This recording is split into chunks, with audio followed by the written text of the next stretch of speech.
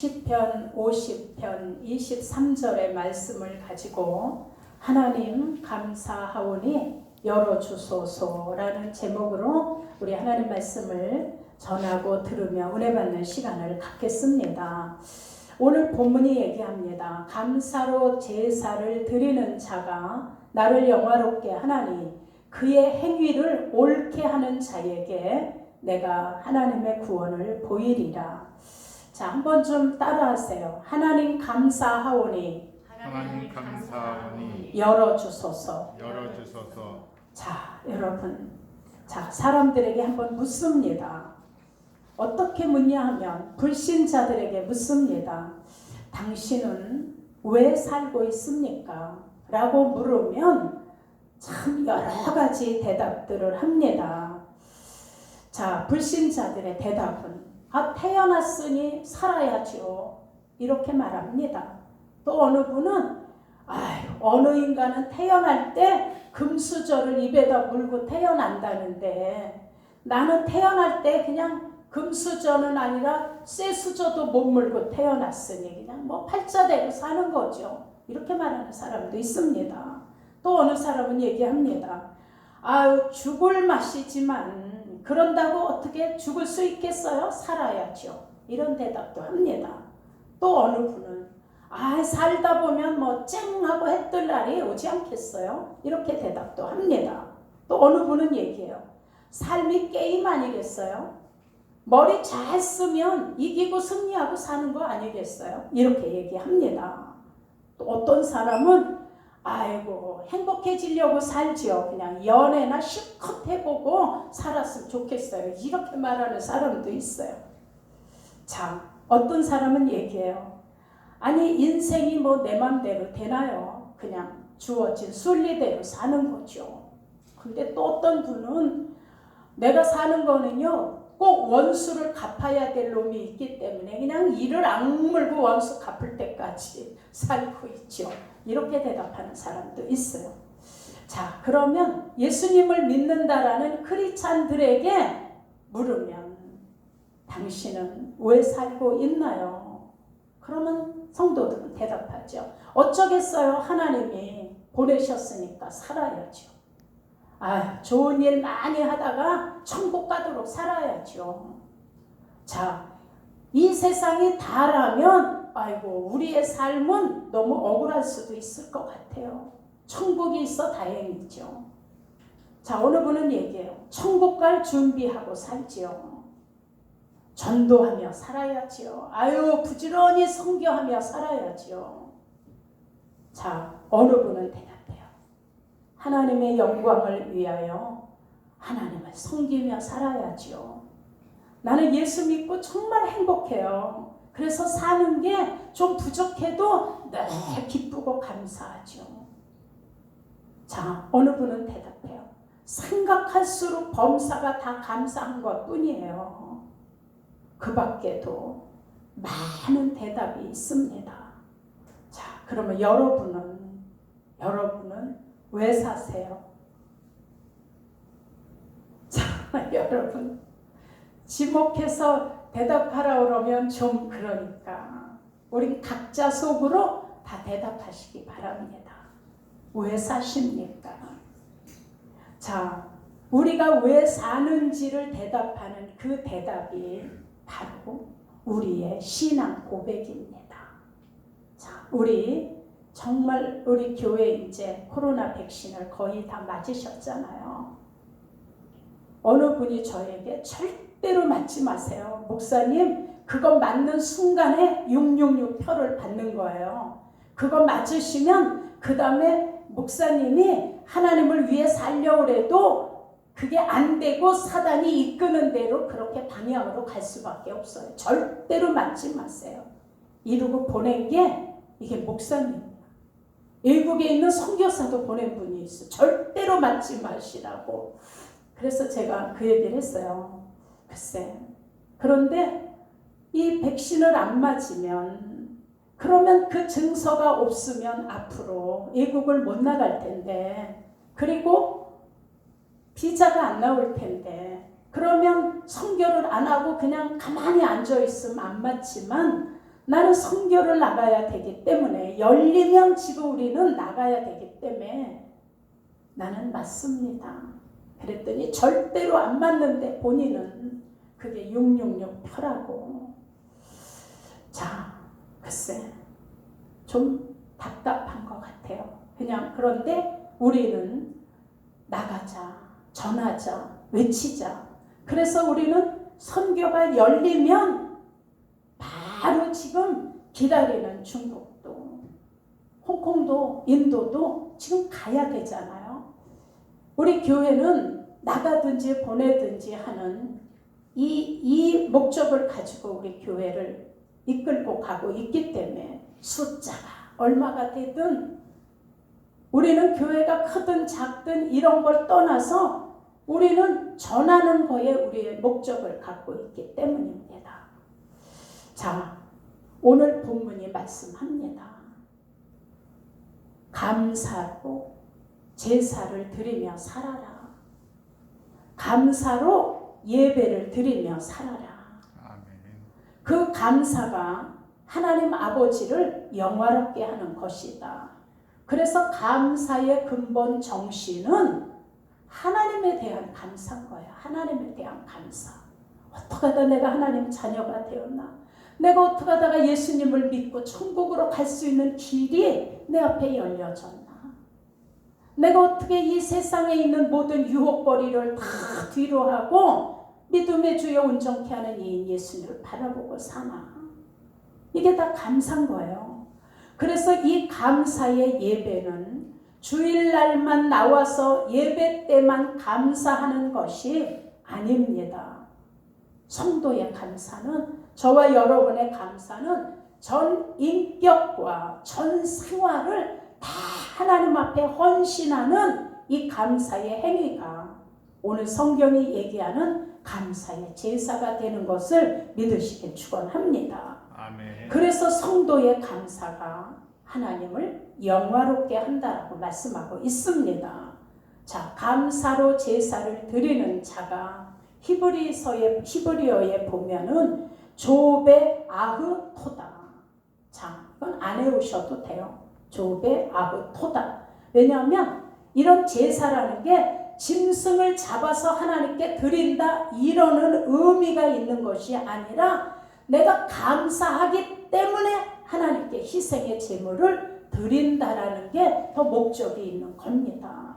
그래서 여러분 70인 역에도 보면 그 빌게이트 역에 보면 감사의 제사를 어떻게 번역해서 했냐 하면 감사의 찬양을 드리는 자가 그랬어요. 감사의 제사를, 감사의 찬양을 드리는 자가 이렇게.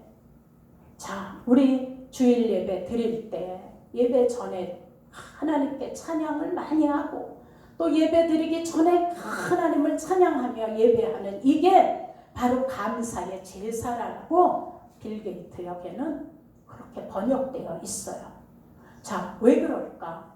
여러분, 우리가 예배가 시작되기 전 찬양부터 감사의 예배, 감사의 제사를 드리고 있다라는 걸 믿으시기 바랍니다. 아멘. 이사야 43장 21절에 하나님이 말씀해요. 이 백성은 너희들은 내가 나를 위하여 지었나니 나를 뭐하게 하려 함이라? 찬송하게 하려 함이라. 자, 그래서 우리의 삶이 찬송인 거예요. 여러분, 우리가 내 주를 가까이 이렇게 해서만 찬양이 아니라 내가 하나님과 동행하며 그분과 함께하며 사는 나의 삶 자체가 아버지께 찬양인 거예요. 그래서 우리의 삶을 통해서 하나님이 행위가 옳다라고 보시는 거예요. 저렇게 어려운데, 저렇게 힘든데 늘 너의 삶은 나에게 찬양이 되는구나. 너의 삶은 나에게 영광이 되는구나. 너의 삶은 나에게 감사의 제사가 되는구나 받으시는 거예요. 자, 하나님께 감사해서 찬양하게 되는 거고, 찬양을 감사해서 드리다 보니까 그냥 또 감사가 더 넘치는 거예요. 지난 주일날 제가 그 찬송을 우리 같이 불렀잖아요. 죄 많은 이 세상은 내 집안이네. 내 모든 보화는 저 하늘에 있네. 여러분 이제 끝나고 집에 가셔서 이 찬송을 그냥 10번만 무릎 꿇고 드려보세요. 하나님께. 죄 많은 이 세상 내 집안이네. 나의 보화는 저 하늘에 있네. 창문을 열고 나를 부르네. 나는 이 세상에 있을 수 없도다. 내 주님 같은 친구 없도다. 전 주님 없으면 난 어떻게 하나. 저 천국 문을 열고 나를 부르네. 나는 이 세상에 잠들 수 없도다. 그 찬송을 계속 부르면 죄 많은 이 세상 내 집안이네.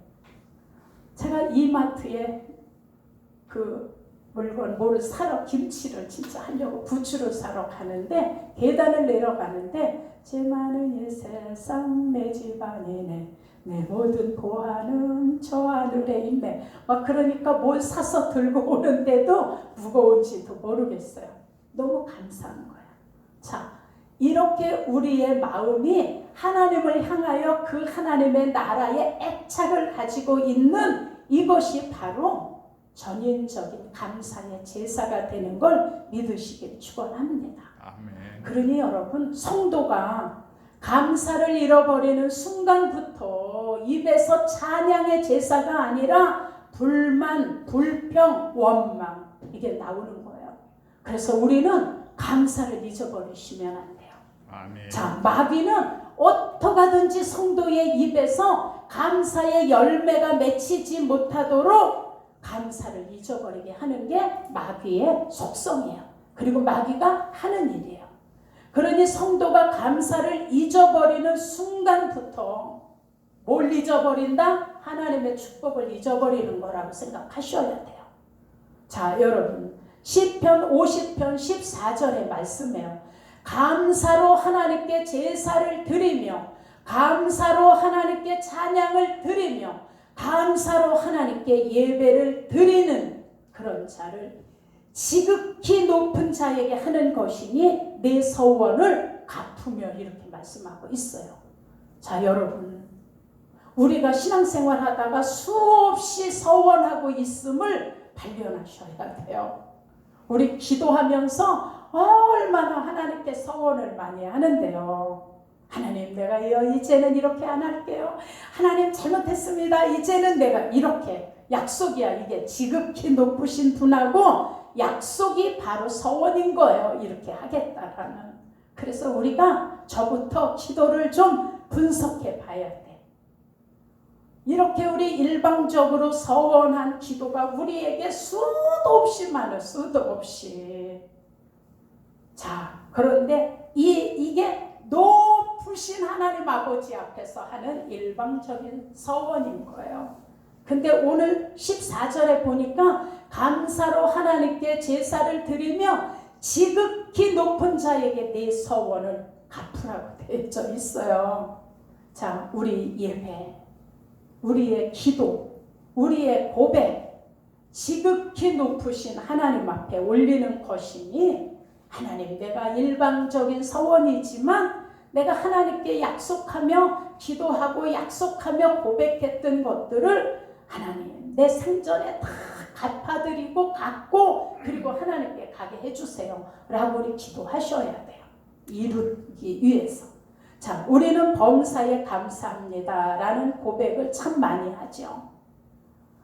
시편 50편 15절에 보니까 하나님이 말씀하세요.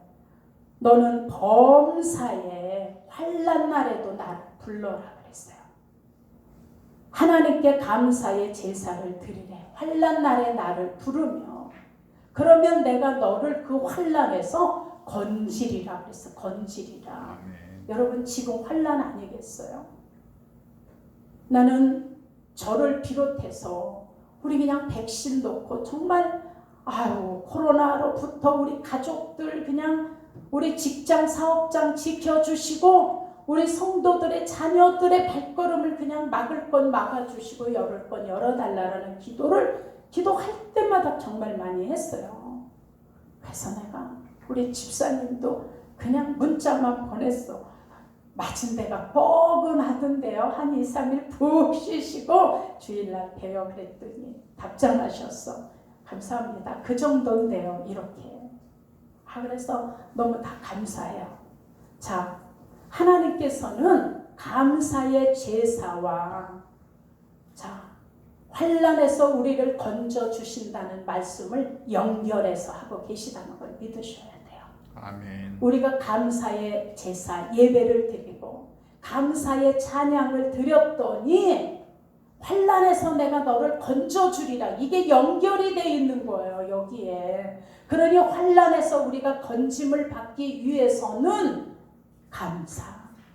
우리 입에서 마귀에게 도둑 맞으시면 안 돼요. 아멘. 자, 감사의 서원을 갚는 참 예배자에게 감사의 서원을 갚는 하나님의 성도들에게 증표가 나타나요. 그 증표가 뭐냐 하면 바로 하나님이 우리를 환난에서 건져주시는 거예요. 그리고 하나님께서 이 어려움에서 우리의 앞날을 열어주시는 거예요. 아멘. 이게 하나님의 약속이고 증표인 걸 믿으시길 예수 이름으로 축원합니다. 아멘. 이것은 참 예배자 감사하는 자에게 주시는 하나님의 특혜예요. 우리 정치적으로 왜 걸려 들어가요? 특혜 받았다는 거잖아요. 그냥 아버지가 장관이고 엄마가 교수니까 그냥 시험도 그냥 대신 어떻게 해서 들어갔다는 거잖아요. 이게 특혜야. 그래서 어떤 특혜라도 받으면 그냥 옛날 거라도 다 찾아내서 막 난리를 치잖아요. 근데 하나님은 참 예배, 참 감사, 참 찬양을 드리는 우리에게 이건 누가 따질 수도 없는 특혜를 우리에게 주시는데 그 특혜가 뭐예요? 환난에서 건져주시는 거. 아멘. 환난에서 우리의 앞날을 열어주시는 거. 이건 누가 따질 수도 없는 거예요. 우린 지금 이런 특혜를 하나님으로부터 받고 계신 걸 믿으시길 예수 이름으로 축원합니다. 아멘. 그래서 환난 때에도 하나님을 찬양하고 감사의 예배를 드리는 그 행위가 바로 우리가 의지할 분은 오직 하나님 한 분이십니다. 우리가 섬겨야 될 대상도 오직 하나님 한 분이십니다. 아멘. 오직 하나님 한 분만 의존합니다. 아멘. 이런 믿음이 바로 하나님을 영화롭게 한다는 걸 믿으시길 축원합니다. 아멘. 그래서 성도의 진정한 감사는 감사할 수 없는 상황에서도 뭐 하는 거예요? 감사하는 거예요. 그래서 성도는 첫째도 감사, 둘째도 감사, 셋째도 감사하라고 말씀하고 있습니다. 그러니 하나님께서 감사의 행위, 감사의 예배, 감사의 찬양, 감사의 예물 받으시고 더 감사할 수 있는 조건을 붙여주신다는 걸 믿으시기를 예수 이름으로 축원합니다. 아멘. 왜냐하면 감사의 그 행위가 하나님 보시기에 옳다고 여기시기 때문에 그런 자에게 하나님이 구원을 보인다고 말씀합니다. 아멘. 사랑하는 여러분, 이제부터 참된 예배, 참된 찬양, 참된 감사를 놓치지 마시기를 예수 이름으로 축원합니다. 아멘. 사랑하는 여러분, 그래서 감사가 토다야, 토다. 감사의 제사는 자바흐 이렇게 돼 있어요. 그래서 하나님이 토다 자바흐 하는 자에게 이걸 붙이셨어요. 감사, 감사의 제사, 감사의 찬양. 자, 이걸 같이 붙여서 우리에게 알려주시면서 너희가 토다 자바흐 하는 자에게 내가 네 길을 열어주리라. 아멘. 내가 너를 환난에서 건지리라. 아멘. 이게 하나님의 약속입니다. 그러니 하나님은 환난에서 너를 건지리라, 너의 길을 열어주리라. 그래서 약속의 약속을 하시는 거예요. 그러니 그냥 지난 날을 기억하지 마. 그 상처와 쓰라림과 아픔을. 옛적 일을 생각하지 마. 이 아픔의 그냥 이 실패를. 내가 이제부터 길을 내줄게. 광야에 길을 내줄게. 사막에 은혜의 강물이 쏟아지도록 강을 내줄게. 아멘. 내가 너에게 어떻게 하나 봐라. 말씀하고 있는 거예요. 그러니 과거에 매달리지 마시고 어제까지는 다 지난 날이야. 어제까지는 원수 갚을 놈 때문에 이를 악물고 살아야죠. 이것도 그냥 지난 날이야. 하나님께 그냥 맡기시고. 우리는 너무 이런 게 많잖아요.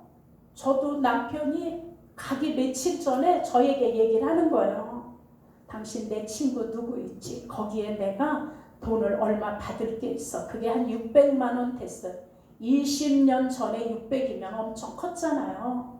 600인데 그거 이제 준다라고 했으니까 그거 받아가지고 이렇게 써. 이렇게.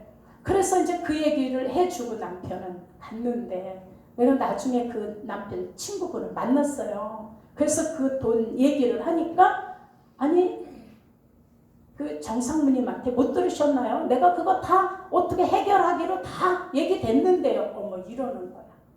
그래서 내가 그 부인한테 전화를 해서 아니 그 가족들 힘들 때 다 빌려간 거 아니냐. 그러니 이제 내가 힘드니까 조금씩 해서 갚아주세요. 이렇게 얘기를 했더니 부인이 뭐라고 하느냐 하면 나하고는 상관없는 일이니까 내 남편을 잡아가든 갖다 집어넣든 뭐 그런 맘대로 하세요. 어머 이러는 거예요. 맘대로 하래. 내 남편이 꾼 거니까.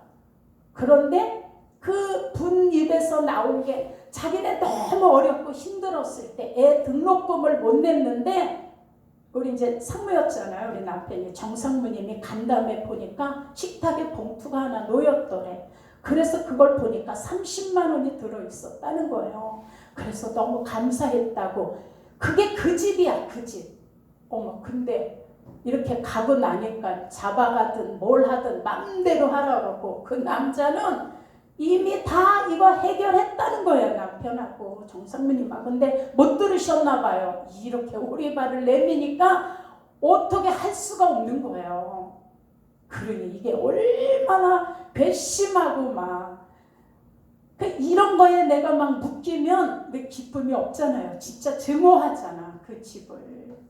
그래서 그냥 잘 되나 봐라. 이러고는 그냥 잃어버렸어. 그걸 생각하면 내가 못 살 것 같으니까 너무 분해서 어떻게 죽은 사람은 말이 없다고 그렇게 할 수 있나 이렇게. 그러니 그냥 원수 같기 전에는 이를 악물고 산다 그냥. 근데 우리는 다 지나간 거야. 다 옛적 일이에요. 옛적 일. 다 보내고 이제부터 하나님이 어떻게 내 길을 열으시며 어떻게 하나님이 나를 환난에서 건지시는지를 우리는 그냥 이걸 보며 감사하는 거예요. 범사에 감사. 사랑하는 여러분, 하나님은 왜 이런 말씀을 하실까요? 사도행전 16장에 보면 바울과 실라가 복음 전하다 옥에 갇히잖아요. 그 당시에 감옥은 지금 같은 데가 아니잖아요. 그냥 땅속이야. 이렇게 그냥 지하야. 지하. 깊은 지하. 거기다 갔다가 팔에는 수갑을 채우고 다리는 쇠사슬로 묶어놓는 데가 감옥인 거예요. 그런데 이런 상황에서도 바울과 실라가 하나님께 찬양하잖아요. 감사를 하는 거예요. 이제 죽을 날을 기다리며 옥에 갇혔는데. 그래서 그 찬송하며 감사하는 소리를 죄수들이 들었다고 성경이 말씀하고 있어요. 그러더니 26절에 보니까 갑자기 지진이 일어나며 감옥문이 흔들리면서 모든 죄수들과 바울과 실라의 발에 묶은 착고가 끊어졌어요. 자, 그래서 감사의 기도와 감사의 찬양이 감옥문을 열잖아요. 수갑과 착고가 풀리니까 이 환난, 감옥 속 환난에서 바울과 실라를 건져주셨어요. 이때 놀라운 일이 일어나잖아요. 간수와 그 방에 있던 죄수들이 자 바울을 밖으로 데리고 나가서 바울과 실라에게 간청합니다. 내가 어떻게 하여야 구원을 받습니까? 그랬더니 바울이 주 예수를 믿으라. 그리하면 너와 내 집이 구원을 얻으리라. 아멘. 그랬더니 간수와 그 가족들이 바울이 전하는 복음을 듣고 다 세례를 받고 이 간수가 매맞은 바울과 실라의 상처를 치료해 주잖아요. 자, 이것이 감사의 기도, 감사의 찬양의 위력이고 하나님 약속의 실현이라는 걸 믿으시길 축원합니다. 아멘. 또 있죠. 사도행전 12장에 헤롯이 야고보를 갖다 죽였잖아요. 그 야고보를 죽이고 나니까 그냥 이 제사장들과 유대인들이 너무 기뻐하는 거야. 이 야고보 제자를 죽이고 나니까. 그랬더니 헤롯이 그 다음에 그들을 위해서 베드로를 잡아다가 옥에 가둬요. 이때가 바로 유대인의 명절날인 무교절이었어요. 그래서 그 기간에 죽일 수가 없으니까 요 기간이 끝나면 옥에 가뒀다가 베드로를 끌어다가 죽여야지 했어요. 근데 이때 밖에 있는 성도들이 막 하나님께 기도하잖아요. 바울을 베드로를 석방시켜달라고. 그리고 베드로는 내일이면 자 이제 사형당하는 거예요. 그럼 죽음 전날 저녁인데 얼마나 놀라운 일이 일어나요. 8절에 보니까 하나님께서 천사를 감옥으로 보내시잖아요. 그리고 베드로를 끌어내는데 베드로야 네 띠를 메고 허리띠를 메고 신을 신어. 그리고 겉옷도 입고 날 따라와. 급히 일어나라. 이렇게 얘기했어요. 근데 베드로가 그냥 잠에 골아 떨어졌어요. 생각해 보세요. 내일이면 죽을 텐데 아니 다 옷 벗어놓고 다 그렇게 편안히 잠잘 수 있나요? 얼마나 고나게 자면서 천사의 말을 못 들으면 성경에 보니까 천사가 베드로의 옆구리를 쳤다고 그랬어요. 일어나라고. 자, 사형당하는 베드로, 죽음을 앞에 두고 있는 베드로가 신도 벗고 옷도 벗고 겉옷도 벗고 띠도 끌어놓고 이게 뭘까? 잠이 올 수 있을까요? 베드로는 이미 하나님의 나라에 애착이 있기 때문에 이 세상을 어떻게 해요? 이 세상에서 잠들 수 있는 게 아닌 거예요. 이 세상을 붙들고 살 수 있는 게 아닌 거예요. 이 세상은 내가 살 곳이 아니라 저 천국이 베드로의 세상인 거예요. 그래서 그가 믿음으로 하나님께 맡기고 그리고 그냥 자는 거야. 천사가 불러도 못 듣고 잘 정도로. 그러니까 옆구리를 쳐가지고 일어나라고 해서 끌고 나오잖아요. 이게 감당치 못할 자야. 그래서 베드로는 죄 많은 이 세상은 내 집안이네. 내 모든 보화는 저 하늘에 있네.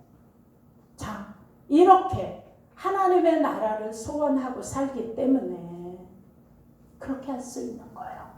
그래서 사무엘상 2장에 한나가 고백해. 여호와는 죽이기도 하시고 살리기도 하시고 음부에 내리기도 하시고 올리기도 하시고. 자, 하나님께 기도한다는 제목으로 사자굴에 던져진 다니엘을 상처나 없이 올리시잖아요. 그리고 다니엘을 시기 질투했던 자들을 사자굴에 집어넣었어요. 그랬더니 땅바닥에 떨어지기도 전에 사자가 뼈를 으스러뜨렸다고 했어요. 올리기도 하시고 내리기도 하시고 요셉을 구덩이에서 끌어올리셔서 애굽의 국무총리가 될 때까지 인도하시고 불못불 속에 있는 사드락과 메삭과 야벳노고를 불 속에서 끌어올리셔서 그가 하나님 살아계심을 드러내게 하시고. 여러분 에스더 7장에도 보면 에스더의 삼촌인 모르드게가 하나님 외에는 절하지 않겠다라는 아주 신앙에 굳은 의지가 있는 히브리인이잖아요. 그랬더니 그 모르드게를 질투하고 자기 앞에 머리 꿇지 않는다라는 이 하만이 모르드게를 죽이려고 장대를 달아놓잖아요. 거기다 매달아 죽이려고. 근데 하나님은 거꾸로 하만을 거기에다 다루시고 모르드게를 살려주시고 하나님 앞에만 무릎을 꿇고 감사하는 모르드게를 하만의 재산까지 다 관리하게 하시잖아요. 이게 하나님이에요. 죽이기도 하고 살리시기도 하고 음부에 내리기도 하시고 올리기도 하시고. 자, 이 모든 믿음의 선배들은 고난, 환난 속에서 감사와 찬양을 잃어버리지 않은 거예요. 아멘. 그래서 예배를 통해 하나님께 합격하는 통지서를 받는 거예요. 그러니 여러분, 환난과 고난은 그 뒤에 하나님의 약속이 감사하는 자에게 예비되어 있다는 걸 믿으시기를 축원합니다. 아멘. 그러니 우리는 환난 속에서 네가 쭉정이냐 알곡이냐가 그냥 그거 가려내시려고, 네가 슬기로운 다섯 처녀냐 미련한 다섯 처녀냐 이거 시험하시려고 하는 거예요. 그러니 하나님은 가난하게도 하시고 부하게도 하시는 거예요. 낮추기도 하시고 높이기도 하시고. 어느 책에 보니까 어느 글이 있었냐면 아주 가난한 딸과 엄마가 살고 있는데 빵 사 먹을 돈이 없는 거야. 너무 가난해서. 그래서 빵집에를 가서 보면 다 돈들을 내고 빵을 저울에 달아서 다 사가는데, 그래서 기도했어요. 하나님 구하라 구할 것이요 찾으라 찾을 것이요 두드리라 열릴 것이니. 그래서 구하라 주실 것이요 이렇게 종이에 써가지고 이 모녀가 빵집에 갔어요. 그래서 줄을 서서 기다리다가 이 약속의 말씀을 저울에다 얹어놨어요. 그랬더니 빵집 주인이 돈 내놓으라고 그랬더니 우리는 돈은 없지만 하나님의 약속의 말씀을 돈 대신 저울에 올려놓는다고. 그랬더니 너무 어이가 없는 이 빵집 주인 여자가 빵 하나를 딱 올려놨어요. 그런데 이 저울이 움직이질 않는 거예요. 빵을 올려놔. 그래서 또 하나 더 얹어놨어요. 그래도 이게 안 움직이는 거예요. 그 하나 더 올려놨어요. 빵을 3개가 올려놓으면 빵의 무게가 밑으로 떨어질 텐데 3개를 얹어놔도 이 구하라 주실 것이야 라는 이 글씨하고 이게 평행선을 이루며 안 내려오는 거예요. 그래서 어이가 없다는 듯이 한참 쳐다보다 아무 소리 안 하고 빵을 봉지에 그냥 담아줘서 자, 이 엄마와 딸이 가지고 와서 그걸로 먹으며 하나님의 약속이 돈보다 얼마나 더 가치가 있는 건지를 알고 그렇게 믿음으로 행했다.